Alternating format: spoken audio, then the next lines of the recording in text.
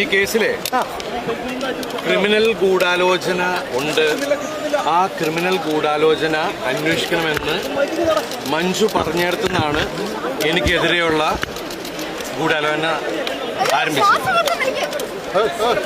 അതിന് അന്നത്തെ ഉയർന്ന ഒരു മേലുദ്യോഗസ്ഥയും അവര് തെരഞ്ഞെടുത്ത ഒരു സംഘം ക്രിമിനൽ പോലീസുകാരും ചേർന്ന് ആണ് ഇങ്ങനെ നടപടി ഉണ്ടാക്കിയത്.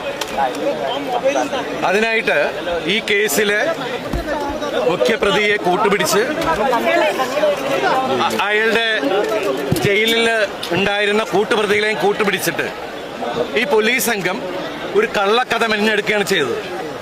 എന്നിട്ട് ഈ പോലീസ് സംഘം ചില മാധ്യമങ്ങളെയും അവർക്ക് ഒത്താശ ചെയ്തു കൊടുക്കുന്ന ചില മാധ്യമ പ്രവർത്തകരെയും കൂട്ടുപിടിച്ച് ഈ കള്ളക്കഥ സാമൂഹ്യ മാധ്യമങ്ങളിലൂടെ പ്രചരിപ്പിക്കുകയും ചെയ്തു.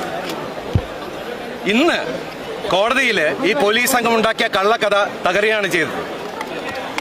ഈ കേസിൽ യഥാർത്ഥ ഗൂഢാലോചന എന്ന് പറയുന്നത് എന്നെ പ്രതിയാക്കാനാണ്. സമൂഹത്തിൽ എന്റെ കരിയർ, എന്റെ ഇമേജ്, എന്റെ ജീവിതം നശിപ്പിക്കാൻ വേണ്ടി ചെയ്തു. ചുറ്റിലുമാരോ കാവല കെട്ടിവലിഞ്ഞു തീവല അതു വെട്ടിമുറിച്ചു പുറത്തു കടക്കുക രാമ. ഇത്തിരി നേരം മാറും